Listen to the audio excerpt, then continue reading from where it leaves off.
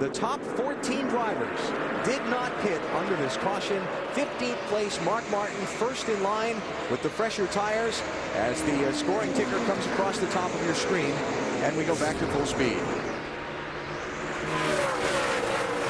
Matt Kenseth, the second place car, 17, looking for second on the inside of Jeremy Mayfield. He's got it. Here comes Rusty Wallace, the 2 car on the inside of Elliott Sadler, 38.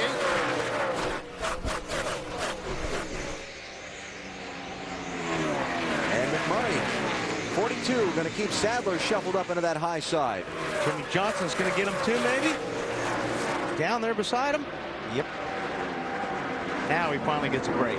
As you watch the scoring ticker, you'll notice that Jeff Burton will be shown 1 lap down back in 41st place. Penalized for pitting outside the box on pit road. We talked about how crowded this Dover pit lane is, but there are specifications for which parts of your car you're allowed to have outside the box and which you're not. He ran afoul of that rule. It's a 1-lap penalty.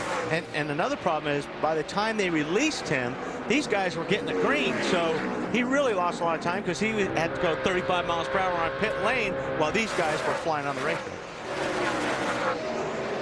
Tony Stewart and Robbie Gordon with a close call a second ago. What? That's before the restart. What's that all about? Wow. Gee, I wonder why they're doing that.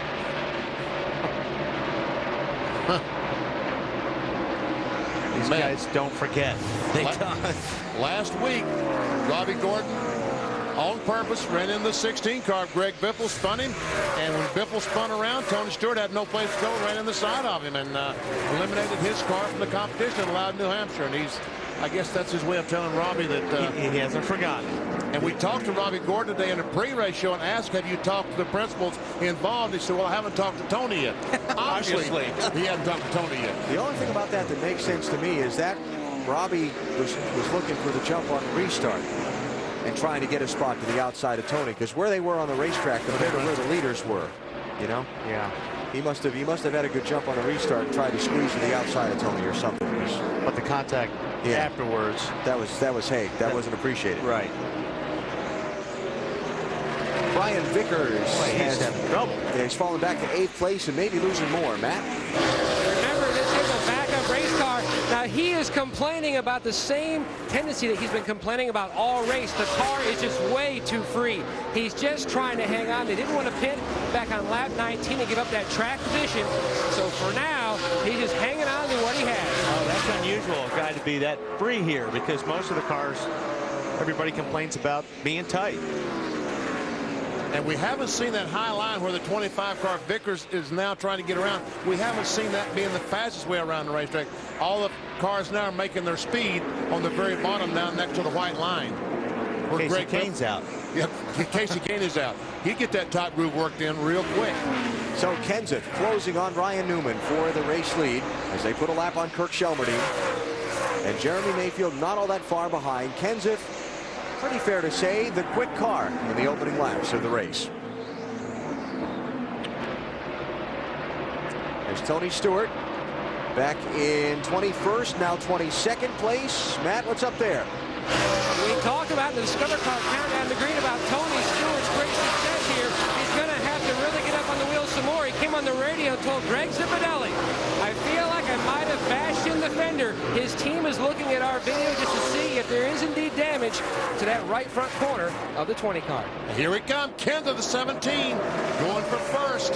I think Newman will just let him have it, as he does. So when Matt comes back around, 5 bonus points toward the championship for him. Bill? And no panic for Ryan Newman. Matt gets those 5 bonus points, but that caution may have helped the 12 team. They did have some debris stuck on the grill of their car. When the caution came out, the combination of the slower speed and getting behind the pace car blew that paper off. That cut Ryan a break. That's good news for him. Cook an engine quick if you get that grill opening covered. Jeff Gordon just got by Dale Earnhardt Jr. in the 8 car. Jeff Gordon in 24. As he goes by Kirk Shelmerdine, that's about for 13th. So Jeff Gordon started the race back in 21st place. And he was one of those guys that pitted. Yes, he did. So they may have made a few adjustments on that car to get a little bit better for Jeff. And you see on top of the screen the chase for the Nextel Cup. Matt Kenseth would now be the leader as they run. Just taking a look around at a couple things. Jeff Gordon restarted 26th when Green went at lap 22. So here at lap 35, he's already moved up to 13th. The other thing, just checking, the farthest forward guy who got fresh tires there is Dale Jarrett, running in 10th place. Junior, Brian Vickers, 8 and 25, 13th place. We'll give that one to Junior. And Vickers running that high line because he's loose. He can't turn the wheel. He can't turn the steering wheel. So actually, when you're up on that high line, you turn the steering wheel the least. And that's why you run up there when the cars want to go sideways. Bill? On the 8 car of Dale Earnhardt Jr., Alan, that car now is free. Just a little bit too free for him. Remember, he said the 4 tires I have are okay. I can stay on them if I want, but they came in pitted, took 4, and now his car is just a little loose. And Wally, I am surprised. A lot of guys down here talking about a loose race car, and that normally not the case here. Well, I think that everybody was so tight yesterday. I think everybody was so concerned about it, they may have over-adjusted and went too far. And if you're new to NASCAR, just to gather up some of this terminology, free, loose, a car that is oversteering, you turn it to the left and it wants to, the back end wants to spin out. Tight, push, understeering, a car you go into the corner, turn it to the left, and it wants to keep going straight. Well, as they say, when the car's loose, you back in the wall, and they're pushing or tight, you hit the wall with the front. But yes, when the car is loose, the front tires stick to the racetrack, and the back end is trying to slide. Right now, Matt Kenseth looks like he's pretty good.